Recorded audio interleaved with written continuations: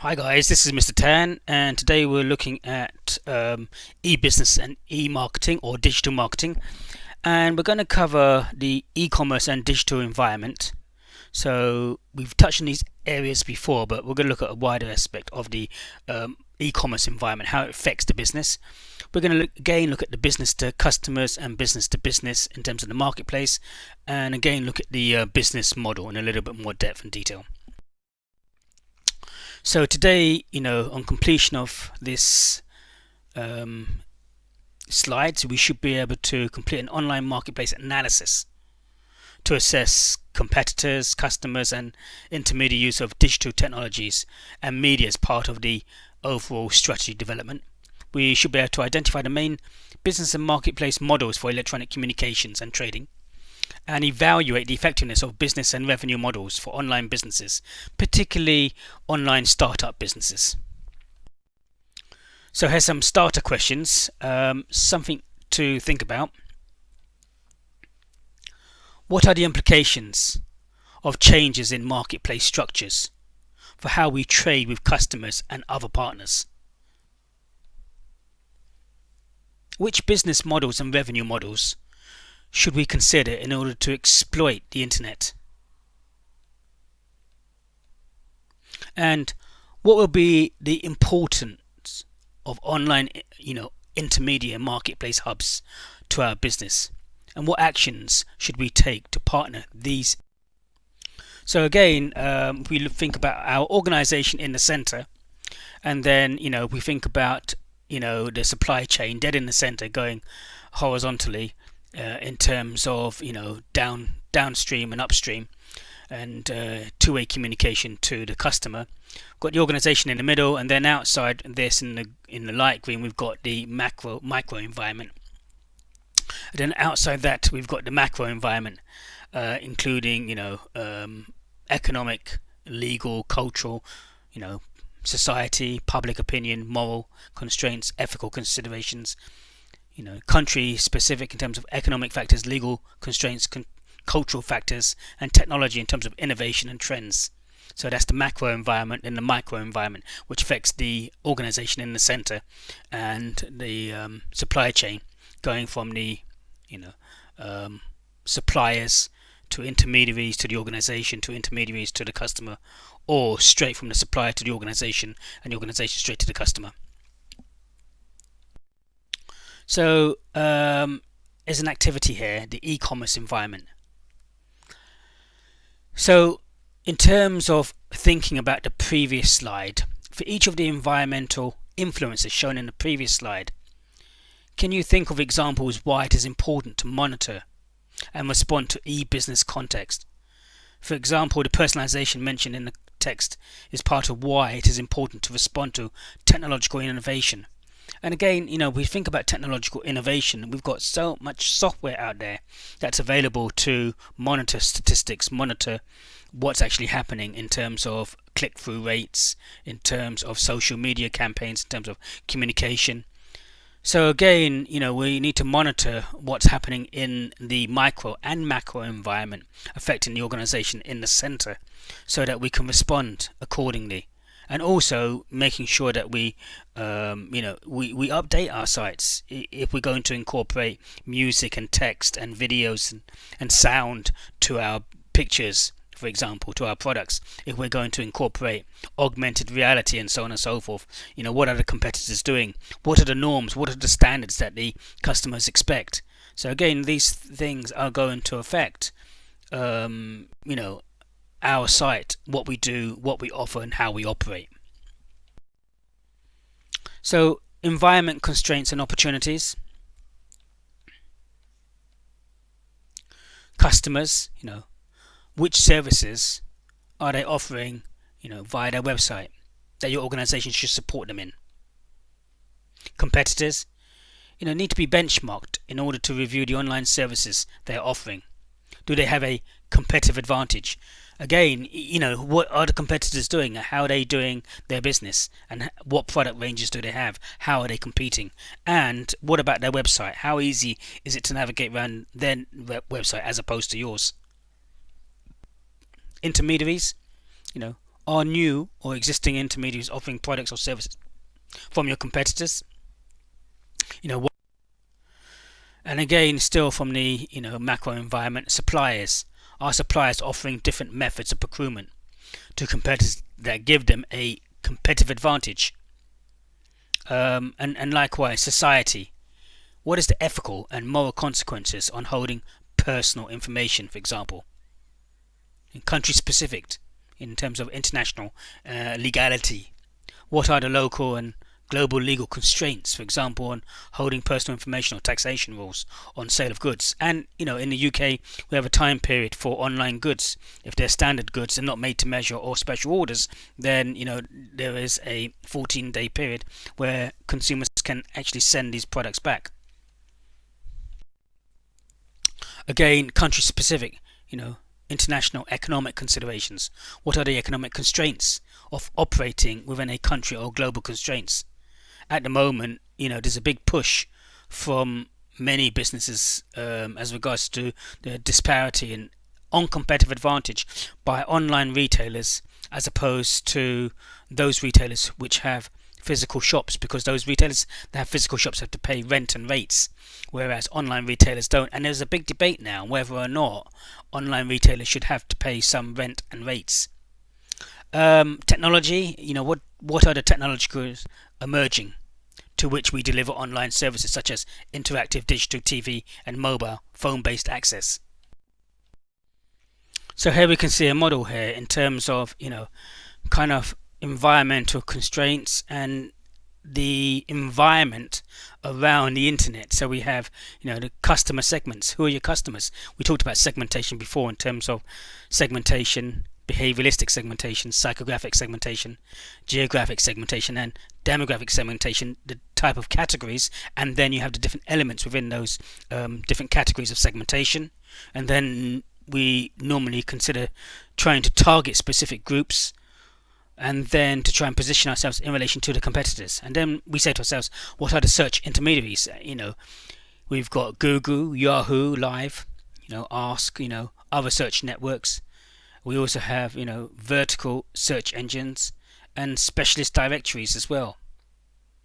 Then other considerations including intermediaries and media sites, such as horizontal portals or mainstream media, niche media sites or social networks, aggregators and super affiliates, small affiliates and blogs. Again, these are ways in which to actually reach a target customer as well.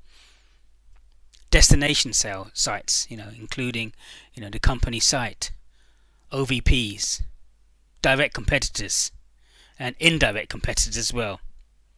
Okay, so OVPs stand for online value propositions. And again, if we look at the search engines, we'll be able to see data and how much time people actually spend on Facebook, Twitter, YouTube. What are the demographics of the people who are actually visiting these sites, and what are their behaviors like? What are the psychographic segmentations like? And this data will be readily available to allow you to determine what media and social media channels you should be using in order to target your customers more effectively, and to put your resources and where you need to put them to achieve your click-through rate, your reach rate and your conversion rates. Again, we have the organization here in the center, and in terms of thinking about the environment, thinking about the business to business and business to customer, and the operations, the organization is at the heart. Again, you have downstream in terms of the suppliers, upstream in terms of the customers, and you also have business to business customers as well. In addition to that, you may have channel partners or suppliers and channel partners in terms of organizations. So here we show the business to consumer and the business to the business, but it's the whole organizational process from the suppliers to perhaps channel partners to the organization, or straight to the organization and then straight to the customer, or using channel partners in terms of organizations. So when we think about business to customer and business to business, in terms of a producer of the raw materials or the product itself, they could go through to a wholesaler, to a retailer, and to the consumer. Or the producer could miss out the wholesaler and go to the retailer, and the retailer then sells their products to the end consumer. Or the producer could sell their products straight online to the end consumer. And the benefit there is that you are maximizing your gross profit returns, because you'll have to give greater discounts if you're to sell it to a wholesaler or to a retailer. But the disadvantage of going direct to the consumer, you'll have to set this all up, set up the distribution and the delivery systems in place, and the processes and practices, which still incur lots of costs. Whereas if you sold your goods straight to the wholesaler or to the retailer, then you're offloading those stocks, and the revenues are coming in after a given time period, depending upon your credit terms. So you don't have to set up the process to the end consumer. So it's really saying, which route do you want to take? Do you want to go to the wholesaler, to the retailer, to the consumer, or do you want to go to the producer, to the retailer, or to the producer, to the consumer? Or what is missing in here, you could say, well, you could have a combination of these, or you could have all of them. You could go to the wholesaler, to the retailer, and to the end consumer. So potentially you could use all of these, but different options will depend upon your different strategy that the company is adopting, and the resources that you have to invest in these different methods to reach the end consumer. Again, we have the company here, and in the middle you might have the intermediary. You might have disintermediation and intermediary. So again, and which then leads to the end consumer.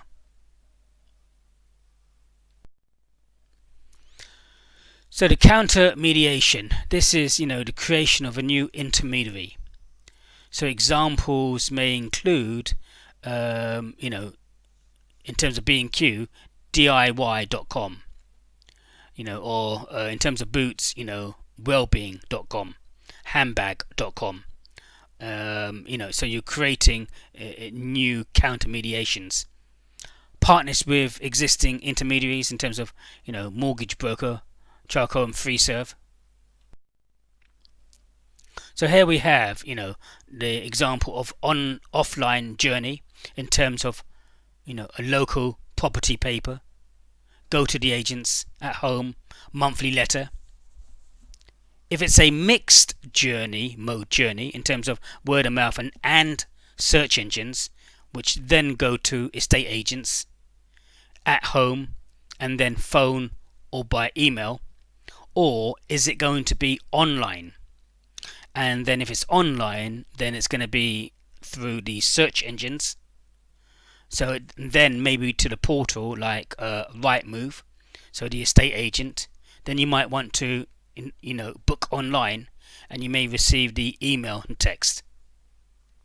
So the question really is, what model and mode are you going to be adopting? Is it offline, online, mixed mode journey? I think most businesses now have a mixed mode journey. Rather than just being offline or online, they have online and offline. But there are again some organizations which don't deliver online, don't have online presence. They may have an online site, but they don't have an online presence where you can buy from them, like Lidl and like other retailers. Now the other one is, and now we have the business model.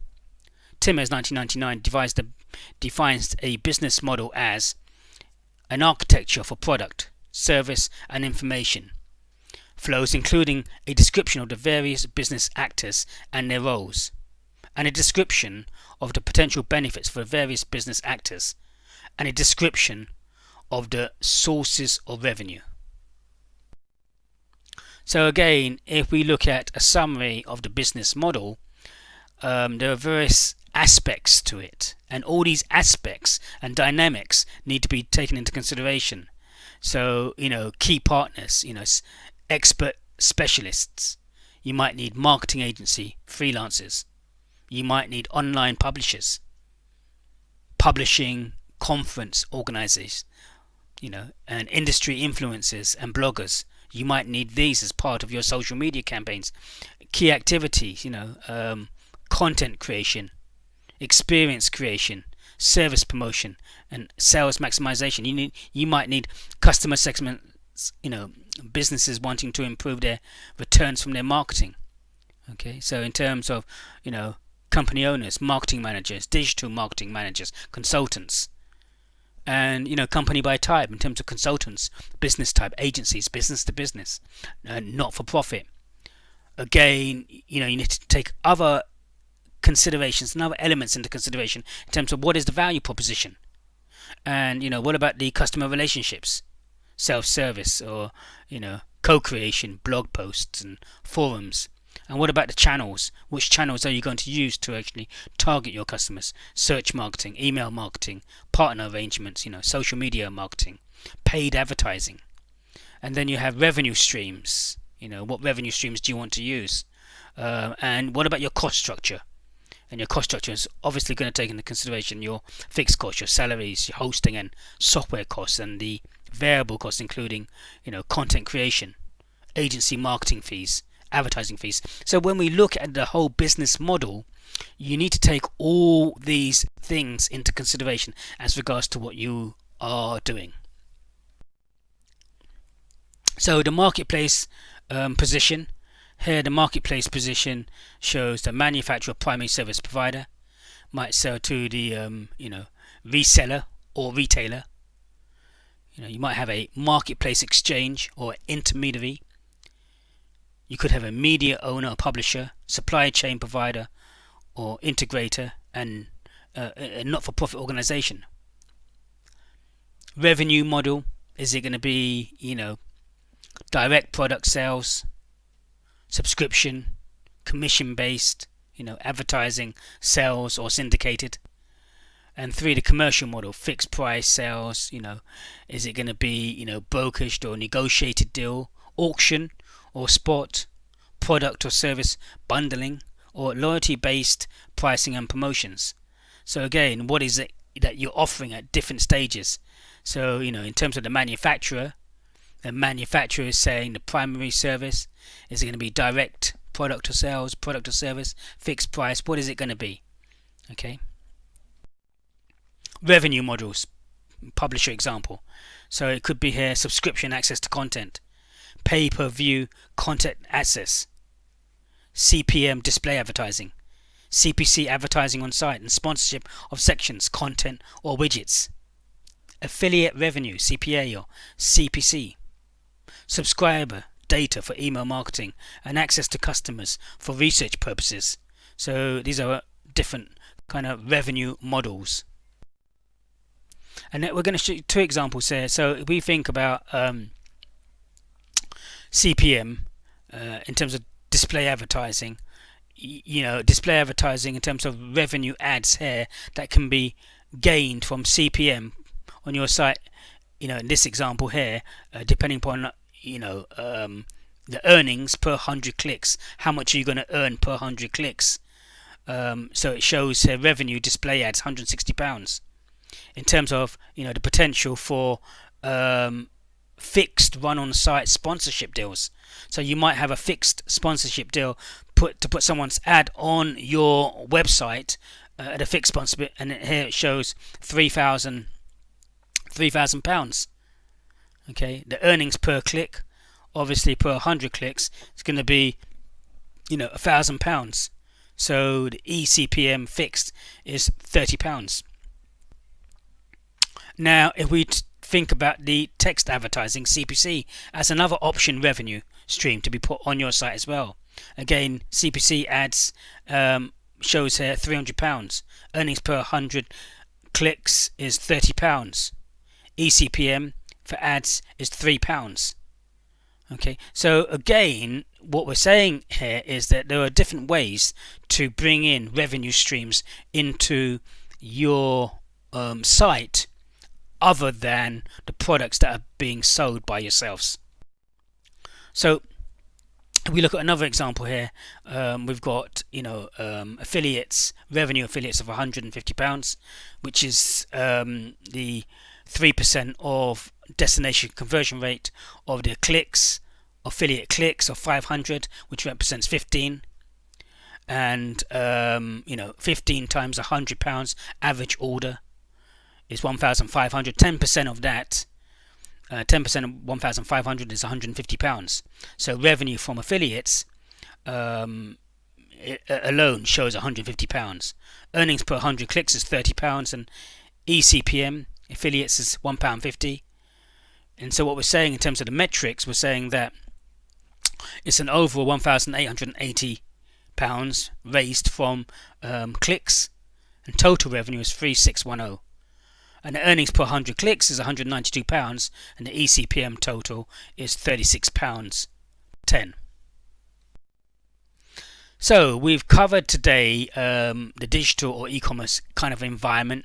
So we've done Pestel before, so we're kind of taking these aspects of Pestel and we're incorporating into the macro environment. We've actually looked at the micro environment to a lesser degree as well, and we've kind of covered ways or touched upon ways that you can go from business to consumer or business to business, depending upon who you are within the chain. If you're a producer and you're at the beginning, then you could go to the to the wholesaler, to the retailer, or to the end consumer, or you could do a mixture of these as well. And we've also reviewed the business model and the different elements that are included and that need to be taken into consideration when thinking about the whole business model. It's not just going ahead and just creating everything. It's thinking about the supply chain, it's thinking about your affiliates, it's thinking about how you're going to raise money, it's thinking about where you're going to put resources and where you're going to allocate staff to do what functions and processes of your business. So I hope that has helped today from Mr. Tan. Thank you.